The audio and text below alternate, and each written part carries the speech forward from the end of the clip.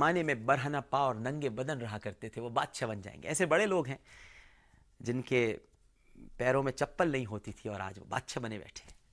ایسے بھی لوگ ہیں, بہت لوگ ہیں.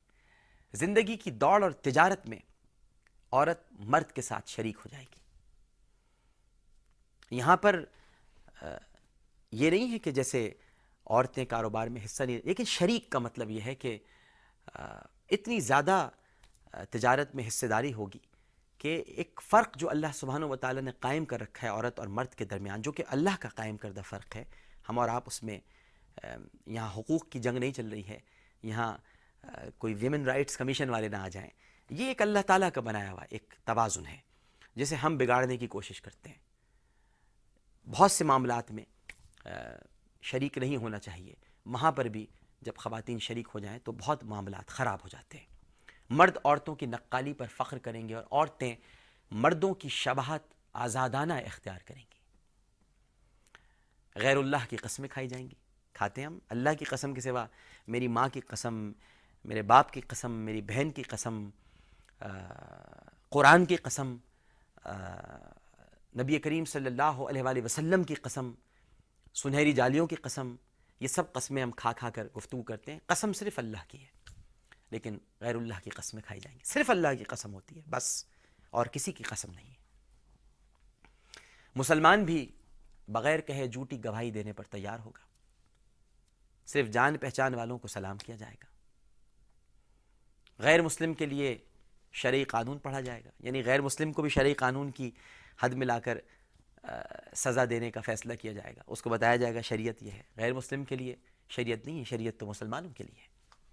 آخرت کے عمل سے دنیا کمائی جائے گی, غنیمت کو دولت اور امانت کو غنیمت کا مال اور زکوٰۃ کو تاوان قرار دیا جائے گا. سب سے رذیل یعنی سب سے گرا ہوا شخص قوم کا رہنما بن جائے گا, قوم کا لیڈر بن جائے گا. آدمی اپنے باپ کا نافرمان ہوگا, ماں سے بدسلوکی کرے گا, دوست کو نقصان پہنچانے سے گریز نہیں کرے گا, اور بیوی کی اطاعت کرے گا. بدکاروں کی آوازیں مساجد میں بلند ہونے لگیں گی. گانے والی عورتیں داشتہ رکھی جائیں گی, اور گانے بجانے کا سامان فخریہ رکھا جائے گا.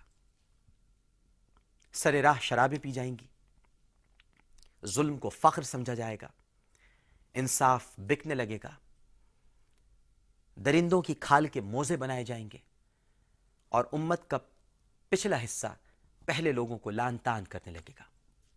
اس وقت سرخ آندھی, زمین میں دھنس جانے, شکلیں بگڑ جانے اور آسمان سے پتھر برسنے جیسے عذابوں کا انتظار کیا جائے گا. یہ ہے وہ حدیث مبارکہ جو حضرت حذیفۃ الیمان یا حضرت حذیفہ الیمان رضی اللہ تعالی عنہ نے بیان فرمائی, اور آقا کریم صلی اللہ علیہ وآلہ وسلم نے انہیں یہ بتلایا. یہ تمام علامات جو ابھی میں نے آپ کے سامنے پیش کی ہیں, یہ علامات صغرا کہلاتی ہیں, اور ان کا بڑا حصہ ظاہر ہو چکا ہے. آپ اپنے ارد گرد نظر دوڑائیں تو آپ کو پتہ چلے گا کہ بیشتر علامات جو جن کا بھی میں نے آپ کے سامنے ذکر کیا, کم و بیش ظاہر ہو چکی ہیں. اب علامات کبریٰ کا ظاہر ہونا بھی باقی ہے. یہ علامات بالکل قرب قیامت میں یک بعد دیگر ظاہر ہوں گی. مثلاً ظہور امام مہدی, خروج دجال, نزول عیسیٰ علیہ السلام, یاجوج ماجوج, آفتاب کا مغرب سے طلوع ہونا, دعوت الارض, اور یمن سے نکلنے والی آگ. یہ ہیں وہ علامات کبریٰ. جب اس قسم کی تمام علامات ظاہر ہو چکیں گی تو کسی وقت بھی اچانک قیامت آ جائے گی. علامات کبریٰ کیا ہیں؟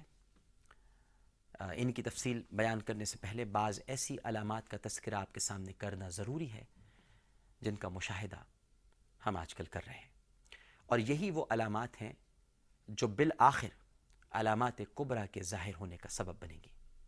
یہ علامتیں کیا ہیں, اس پر ہم کل کے پروگرام میں گفتگو کریں گے.